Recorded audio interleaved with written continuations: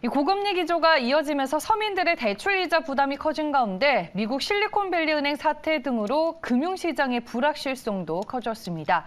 이에 금융당국은 가계대출 부실화에 따른 은행 건전성 악화를 막기 위해 고정금리와 비거치식 분할 상환 비중을 늘리겠다는 입장입니다. 손여정 기자의 보도입니다.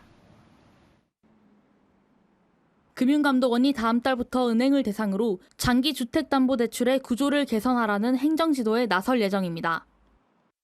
은행은 올해 말까지 장기 주택담보대출의 고정금리 비중을 71%, 비거치식 분할 상환 비중을 85%로 맞춰야 합니다. 이는 지난해 말에 비해 2.5%포인트씩 상향된 목표치입니다. 금융당국이 고정금리와 비거치식 분할 상환 비중을 높이는 것은 대출차주의 상환 능력을 높이기 위함입니다. 대출차주가 상환 능력이 악화돼 은행에서 빌린 돈을 갚지 못하면 은행의 건전성이 무너져 금융위기로 이어질 가능성이 있기 때문입니다. 고정금리는 가입 시 약정한 금리로 만기까지 적용하는 금리 적용 방식으로 시장금리 변동에 영향을 받지 않는 것이 특징입니다. 급격한 금리 상승에 따른 대출자의 상환 부담을 줄임으로써 대출차주의 상환 능력 악화를 막는다는 장점이 있습니다. 또 비거치식 분할 상환은 원금과 이자를 동시에 갚아 나가는 대출 상환 방식으로 시간에 따라 납부할 이자가 점차 줄어듭니다.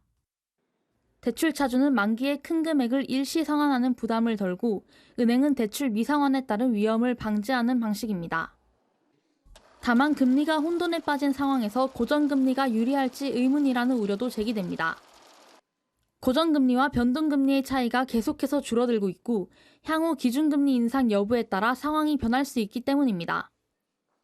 또 비거치식 분할 상환이 오히려 대출차주의 상환 부담을 높일 수 있다는 목소리도 나옵니다.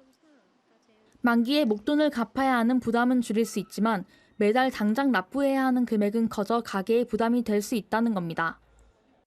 전문가들은 금융시장의 불안정성이 크기 때문에 신중하게 정책을 수행해야 한다고 말합니다.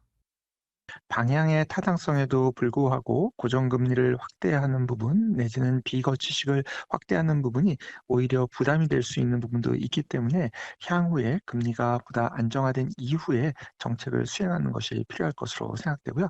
그렇지 않은 상황에서 과도하게 이를 확대하는 경우에 오히려 부담을 안게 되는 문제도 있을 수 있어서요. 가계대출의 질적 건전성을 높이기 위해 시장 상황의 변화에 따른 유연한 정책이 필요할 것으로 보입니다. 매일경제TV 손혜정입니다.